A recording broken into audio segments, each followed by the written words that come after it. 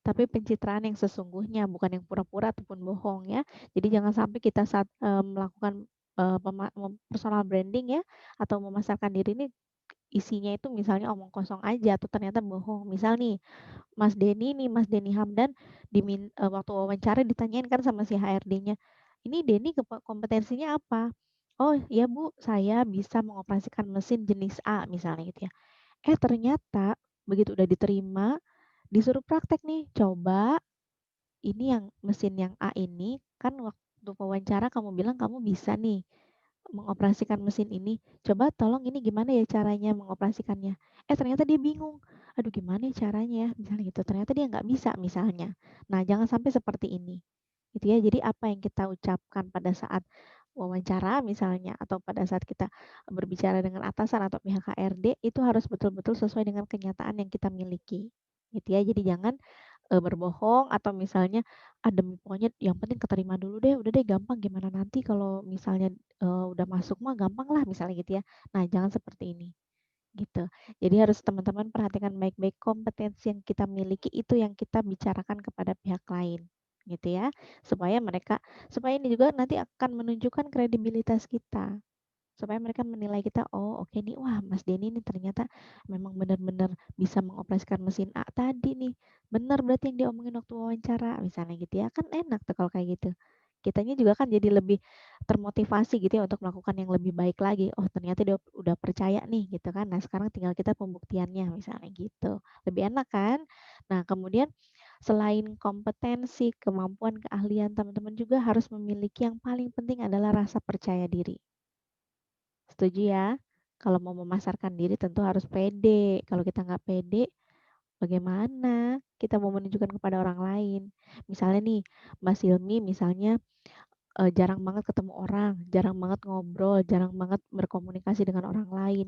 Tiba-tiba misalnya pada saat kerja diminta untuk presentasi. "Aduh jangan saya dong Pak, saya tuh nggak pernah ketemu orang banyak, saya nggak pernah apalagi ngomong di depan orang banyak, apalagi nih di depan klien, aduh saya nggak bisa Pak," misalnya gitu ya. Begitu dikasih kerjaan, kita menolaknya dengan seperti itu misalnya. Terus apa yang terjadi?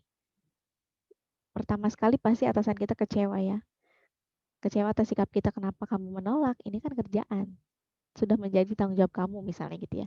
Kemudian apalagi, setelah atasan kita kecewa, lalu kita udah memasarkan diri belum jika kita melakukan hal itu? Sudah ya, berarti mereka bisa menilai apa? Wah, ternyata nih si Helmi ini nggak bisa nih diajak kerja sama untuk melakukan hal tersebut, padahal ini kerjaan dia. Saya jadi tahu ternyata dia adalah orangnya misalnya udah kurang percaya diri kayaknya, misalnya gitu ya. Jadi mereka bisa menilai itu. Nah, itu merupakan personal branding kita yang dinilai oleh orang lain, gitu ya. Nah, ini jangan sampai terjadi. Coba kalau jawabannya, walaupun kita misalnya, "Aduh aduh, padahal gue nggak bisa nih kalau ngomong depan orang banyak, tapi udah deh nggak apa-apa, nanti bisa latihan," misalnya gitu ya. Kita ambil aja kerjaannya, "Oke Pak, saya akan berusaha sebaik mungkin," misalnya. Nah, di sisi lain nih, Mbak Zilminya misalnya cari temen nih yang sudah biasa melakukan presentasi di depan orang, misalnya gitu ya, di depan klien. Kemudian minta diajarin nih, "Ajarin gue dong gimana caranya presentasi nih, gue besok mau presentasi," diminta sama si bos misalnya gitu ya. Nah, lakukan latihan misalnya. Ketika besok yang presentasi ternyata hasilnya bagus gitu ya, otomatis kan si bosnya juga puas ya, seneng gitu. Wah, ternyata dia bisa juga, padahal kata orang-orang katanya dia nggak bisa ngomong depan orang banyak, tapi ini bisa misalnya gitu. Nah, itu juga salah satu merupakan pembuktian dari diri kita bahwa kita mempunyai, kredibilitas gitu ya. Jadi teman-teman juga harus ketika memasarkan diri rasa percaya dirinya harus mulai dipupuk nih dari sekarang gitu ya. Jadi jangan sampai kita ada juga nih orang tipikal orang yang kayak gini, misalnya dia semua mampu nih, dia bisa melakukan apapun, tapi dia nggak mampu menunjukkan karena dia nggak pede gitu ya. Ada nggak yang kayak gitu? Ada ya?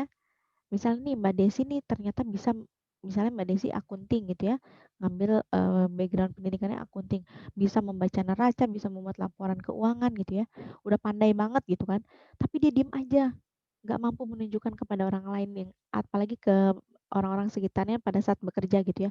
Jadi kalau misalnya dikasih kerjaan ya dikerjain misalnya gitu ya, sampai selesai beres, oke selesai gitu. Tapi kalau misalnya ada sesuatu hal nggak mau nih, nggak mau maju gitu. "Ah, nunggu ditunjuk aja, nggak mau ah, malu." Ada yang kayak gitu ya?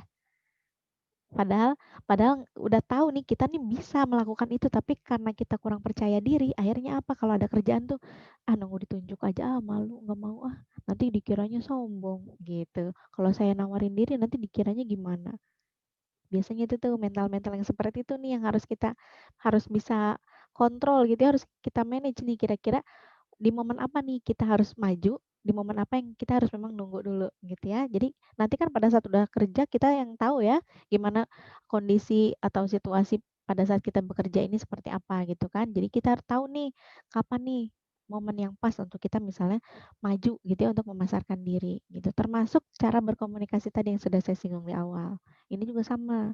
Kalau teman-teman misalnya nanti kan kerja nggak mungkin sendiri ya, ada timnya, punya teamwork minimal 2 orang lah, ada atasannya nanti ketemu sama atasannya, kemudian ada rekan-rekan kerja dari divisi lain, kemudian banyaklah mungkin nanti ketemu langsung yang marketing mungkin ketemu langsung sama si customer gitu kan, sama kliennya.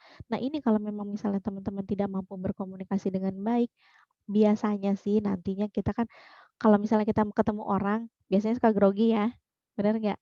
Grogi. Nah, kalau misal udah grogi biasanya suka menghilangkan segala-galanya nih, biasanya suka sampai blank, sampai nggak tahu nih mau ngomong apa gitu kan. Nah, ini juga sama nih, berhubungan dengan komunikasi, teman-teman harus bisa berkomunikasi dengan baik gitu ya. Berkomunikasi dengan baiknya seperti apa? Misal kita mau menjelaskan sesuatu nih, misalnya nih Mbak Poniem punya kerjaan A, mau dijelasin misalnya ke Mas Rustana nih, tapi nggak mampu nih berkomunikasinya, nggak mampu menjelaskan gitu ya. Akhirnya apa, kalau misalnya Mbak Poniemnya nggak bisa menjelaskan, Mas Rustananya nggak mungkin ngerti gitu kan, apa yang ini sebenarnya kerjanya disuruh ngapain sih? Kok ngejelasinnya tadi nggak jelas banget ya? Harusnya ngapain nih? Ini mau diapain kerjaannya? Misalnya gitu kan. Terus Mbak Poniem, "Ya pokoknya nggak tahu lah, pokoknya ini kerjanya harus beres besok," misalnya gitu. Nggak jelas instruksinya misalnya gitu ya. Nah, karena kita nggak mampu menjelaskan ini kepada orang lain, akhirnya apa? Nanti ada miskomunikasi. Sampai mungkin nanti, akibatnya gitu ya, mungkin kerjaan kitanya mungkin nanti akan berantakan, gitu ya. Jadi that's why kita harus betul-betul bisa berkomunikasi dengan baik terlebih dahulu. Minimal sampai orang lain paham dan mengerti apa yang kita maksud. Jadi tujuan kita yang ingin kita sampaikan itu bisa diterima baik oleh orang lain. Nah, itu baru bisa dikatakan bahwa komunikasi kita sudah baik, gitu ya. Apalagi nanti teman-teman yang berniat bekerja di depan layar, di garda terdepan seperti customer service gitu ya, ini harus siap-siap nih, memperbaiki cara berkomunikasinya, penampilannya, gitu ya. Kemudian jangan lupa juga bicaralah ketika teman-teman melakukan, personal branding, berbicaralah seolah-olah kita ini adalah seorang presenter, seorang speaker, gitu ya. Nanti kalau ketemu sama tim, misal nih Mbak Eni dengan, dengan siapa ya, dengan Mas Mansur nih misalnya satu tim di dalam kerjaannya, tapi sama sekali nggak pernah ngomong, sama sekali nggak pernah ngobrol misalnya. Kira-kira timnya akan berjalan dengan baik nggak? Kalau ke kerjaan mungkin bisa aja ya baik, oke karena kerjaan mungkin dikerjakannya ada pembagian, ada job desk-nya masing-masing mungkin bisa diselesaikan. Tapi apakah hubungan sesama anggota timnya akan baik? Tentu tidak ya, karena tidak ada rasa saling gitu ya, nggak ada saling. Nantinya kalau saya sih nggak kebayang ya gimana gitu kan kalau misalnya di tempat kerja ada tim terus nggak ngobrol sama sekali itu gimana gitu kan. Bete ya, datang ke tempat kerja juga kayaknya males.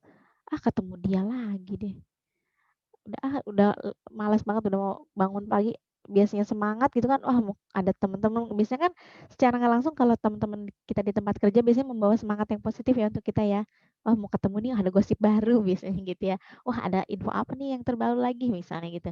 Nah biasanya kalau misalnya tidak ada, yang apa ya memotivasi kita untuk berangkat kerja apalagi misalnya ketemu temen-temen yang, aduh dia lagi, pasti nih gue lagi yang banyak ngomong, dia pasti cuma dengerin doang, misalnya gitu ya.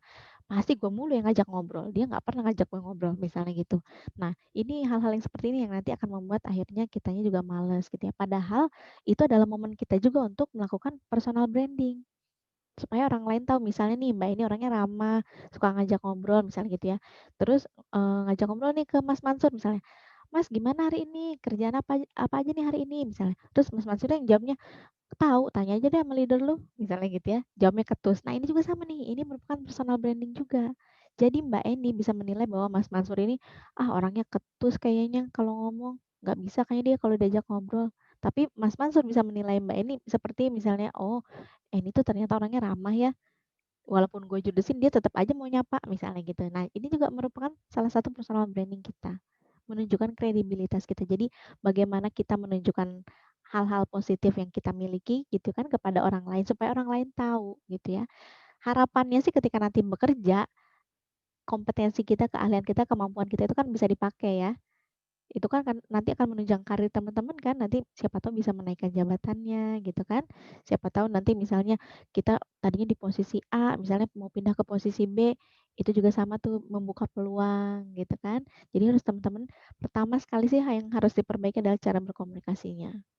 Yang merasa mungkin kayaknya selama ini pendiam, kayaknya jarang ngobrol sama orang. Kalau ngobrol sama orang juga misalnya, bingung gitu ya, mau memulainya dari mana, coba dari situ perbaiki dulu.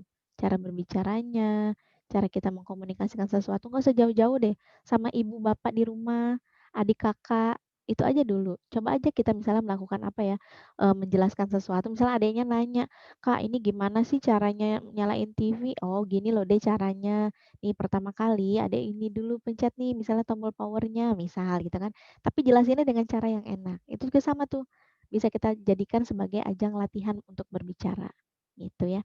Sekarang saya mau tanya, kalau teman-teman di tempat kerja, menurut teman-teman apa sih yang pernah teman-teman lakukan ketika, masih kerja atau mungkin yang sekarang masih kerja nih, untuk melakukan personal branding atau melakukan, penjualan gitu ya, terhadap diri kita, penjualan, memasarkan diri gitu ya, gimana caranya nih waktu teman-teman kerja? Boleh ya saya tanya ya? Jangan dimatikan kamera videonya. Sebentar, saya mau tanya ke ini dulu deh, kayaknya nih semangat banget nih ikut webinarnya nih. Halo Mas Fajar, silakan diaktifkan mic-nya. Aduh, katanya kok gue sih? Nggak apa-apa ya. Saya mau tanya dulu, udah pernah kerja belum nih Mas Fajar? Diaktifkan dulu mic-nya. Sudah, Bu. Oke, sudah pernah. Di bidang apa nih Mas Fajar? Tuh kan benar semangat banget kan? Iya, Dulu di bidang apa kerjanya?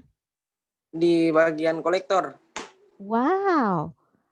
Wah, ini menarik nih. Gimana nih melakukan personal branding untuk seorang debt collector misalnya? Gimana? Yang Eh, dulu pernah yang dulu pernah dilakukan oleh Mas Fajar nih.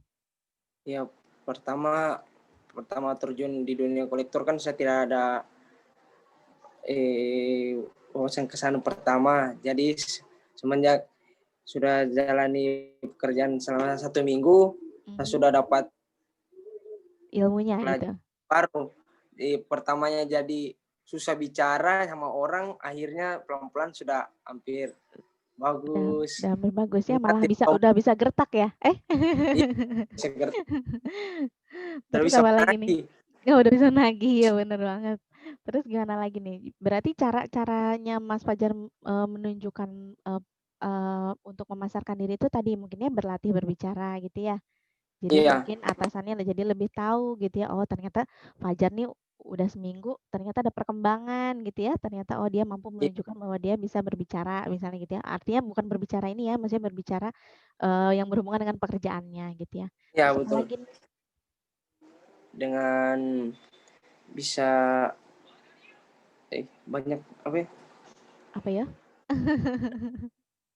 Bingung. Sebenarnya bisa kita membuat kita bisa dipercaya orang Nah, karena banyak betul. kolektor bisa lagi sudah branding begitu sama dengan nasabahnya tetap tidak ada yang mau bayar. Iya. Maksudnya boleh ini jelaskan susu. Oke deh kalau gitu. Makasih banyak Mas Fajar ya Ya, sharingnya. Benar banget kalau misalnya kita sudah bisa melakukan personal branding, otomatis nanti kan kita bisa dipercaya, termasuk sama atasan. Kayak tadi misalnya Mas Fajar nggak awalnya waktu awal masuk kerja, buru-buru mau ngomong ketemu, nah, buru-buru mau nagih ke orang gitu ya, mau ngomong juga mungkin kayaknya, aduh ngomong apa ya gitu ya, aduh agak susah nih ngomongnya misalnya gitu ya. Tapi setelah mungkin mengikuti training atau dilatih atau misalnya ada timnya mungkin ya untuk melatih, kan udah direkrut nih pegawai baru terus dilatih misalnya gitu ya, bagaimana caranya misalnya menagih atau, eee, ketemu sama nasabah yang memang agak bandel nih untuk bayar misalnya gitu ya, mungkin diajarin ya Mas ya, diajarin caranya bagaimana gitu ya. Nah selama 1 minggu ternyata ada perkembangan. Nah ini juga sama nih, ini cara kita menunjukkan progres kita gitu ya, menunjukkan kemampuan kita di depan si atasan atau mungkin si HRD-nya. Oh ternyata, wah ternyata udah seminggu udah ada perkembangan nih Fajar nih, misalnya gitu ya. Terus si HRD atau si atasan kita yang ada di perusahaan tersebut mungkin akan, oh ya udah bisa tuh Fajar juga dikasih kepercayaan. Coba deh dia suruh nagih tuh ke si A misalnya gitu ya. Coba dia suruh datang nih ke nasabah yang B, coba nih yang agak bandel kayaknya si D bandel deh. Dia tapi kayaknya orangnya bisa meyakinkan deh. Coba deh si Fajar deh. Nah, gitu. Itu juga kan salah satu ya, salah satu cara kita untuk memasarkan diri. Gitu ya. Jadi memiliki akhirnya kita misalnya bisa dipercaya untuk melakukan sesuatu hal yang memang bermanfaat untuk perusahaan tersebut gitu. Satu lagi ya. Boleh ya satu lagi ya ibu-ibu nih. Belum ada nih ibu-ibu. Dari ibu-ibu nih. Ini teman-teman kamera depannya banyak yang belum dinyalakan. Silakan dinyalakan terlebih dahulu ya. Supaya wajahnya mudah untuk terverifikasi. Saya mau ke Mbak Eni boleh? Oke, halo Mbak, salam kenal nih. Boleh diaktifkan mic-nya?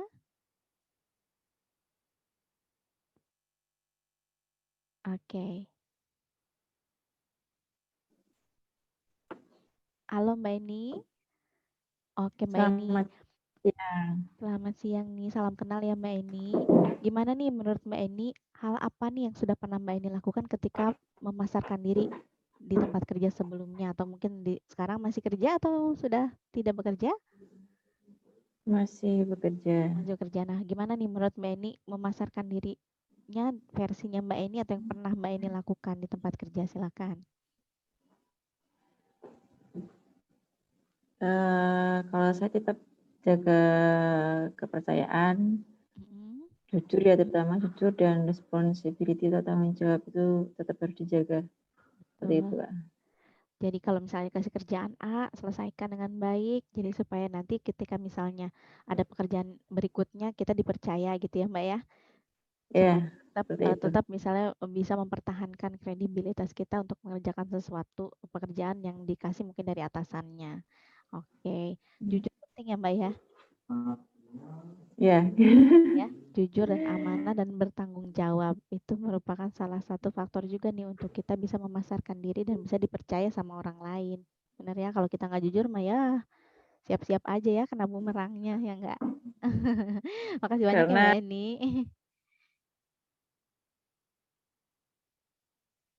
Wah, suaranya menghilang nih Mbak Eni. ya, Gimana Mbak Eni oke. bisa diulangi? Nggak tahu hilang sendiri, bukan saya. Iya ya, heeh. Gimana? Ya kan jujur itu kan salah satu merupakan attitude kita ya. Jadi Betul. yang utama itu adalah di pekerjaan apapun dan mana harus tetap jaga juga. Betul Karena satu. orang melihat kita kan dari awal itu kan dari attitude kita. Seperti itu. Iya, betul. Makasih Mbak Eni ya untuk sharingnya nih. Ya, Oke, kurang lebih seperti itu ya. Jadi teman-teman tahu ya apa yang harus dilakukan ya. Gali dulu potensinya, lihat saya seperti apa. Kalau tahu ada kekurangan, coba cari solusinya. Misalnya saya pelupa, oke biar nggak saya lupa, saya harus ngapain. Misalnya saya sering bangun telat, oke biar saya nggak bangun telat, saya harus ngapain. Gitu ya, karena itu juga nanti akan menunjukkan apa ya adanya perbaikan dalam diri kita gitu ya supaya nanti ketika nanti udah lowongan kerja dibuka, tempat kerja udah dibuka lagi nih, teman-teman melamar, itu udah kita udah siap. Jadi nggak lagi, aduh gimana ya besok mau wawancara ini, aduh apa yang harus aku siapin ya. Nah, nggak lagi gitu. Jadi karena sekarang masih pandemi ya, banyak waktu luang, silakan dipersiapkan segala sesuatunya. Silakan gali lagi potensinya. Yang ada di dalam diri kita apa aja yang bisa kita tunjukkan ke orang lain dan itu memang benar-benar kita miliki kemampuannya. Jadi jangan mengada-ngada gitu ya. Misalnya kita punya kemampuan dalam mengoperasikan sebuah komputer misalnya gitu ya. Termasuk dalam misalnya mengoperasikan Microsoft Word dan segala macam. Tapi kita ngerasa aduh kayaknya kemampuan aku kalau cuma gini aja kayaknya kurang deh. Mau ambil kursus misalnya gitu ya. Boleh-boleh aja silahkan gitu ya. Yang penting ada peningkatan, ada progres terhadap untuk diri kita sendiri supaya nanti ketika misalnya di dunia kerja kita udah siap bersaing dengan pelamar-pelamar yang lain gitu atau pekerja-pekerja yang lain gitu. Oke. Jangan lupa nih teman-teman diaplikasikan ya cara berkomunikasinya dulu aja deh paling penting itu ya. Sama gali potensi kita apa aja yang kita miliki. Oke, terima kasih banyak atas waktunya. Semoga bisa berjumpa lagi di lain kesempatan. Jangan lupa ya, masih pandemi harus jaga kesehatan. Itu yang paling penting ya. Jaga kesehatan. Ingat pesan Ibu Suci ya. Pakai masker kalau keluar rumah, kemudian jaga jarak dan jangan lupa sesering mungkin mencuci tangan. Oke, terima kasih banyak. Salam progres.